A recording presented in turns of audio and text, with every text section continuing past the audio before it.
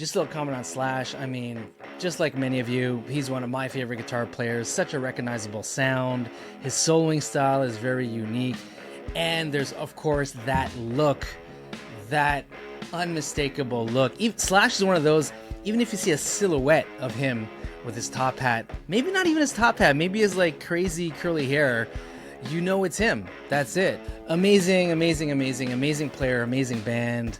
What a tone. Speaking of tone, actually, you know, we all know and love that sound of Appetite for Destruction, Guns N' Roses' first album. Apparently, from what I've read, obviously he has such a really cool and unique tone on that. Amazing killer tone. Now, he actually rented that Marshall amp, and he spent a long time looking for that amp after he got famous and wanted to replicate that same tone from the first album, but he just couldn't find it. So that amp is probably in someone's garage right now, or who knows, stocked in some attic somewhere. But yeah, isn't that crazy? Very similar. I mean, still unmistakable tone with Slash. What's really cool about him, for all you guitar players, so obviously he plays a Les Paul, a Gibson Les Paul most of the time, but normally when you solo, you actually turn that switch on to treble to get more of a bite when you solo. But Slash, he does the opposite. So during solos, he puts it to the rhythm tone. For solos, to him it kind of gives like a warmer type soloing feel, and for the rhythm he actually cranks it up and switches it to treble sound, and it kind of gives a more biting rhythm sound. And you actually notice that pretty early on when you start to get to know about tones and stuff.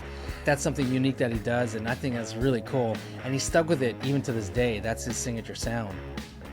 Okay, enough about the geeky stuff. Let's get into the cover story of Guitar World magazine, Slash and Burn. Saul Slash Hudson is the luckiest man in rock.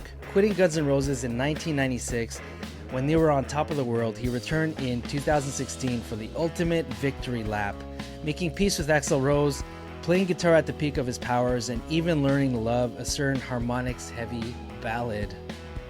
Words by Andrew Daly, D-A-L-Y. Slash was there when, in the aftermath of Guns N' Roses' 1987 debut album Appetite for Destruction, the band suddenly exploded onto a chaotic arc from Sunset Strip hopefuls to one of the biggest, most debauched rock acts on the planet. So it's hard to imagine anything phasing him. But when the guitar maestro considers how far GNR has come since his and bassist Duff McKagan's return in 2016, his mind is clearly blown. As he tells Guitar World, "It really trips me out that all of this has happened.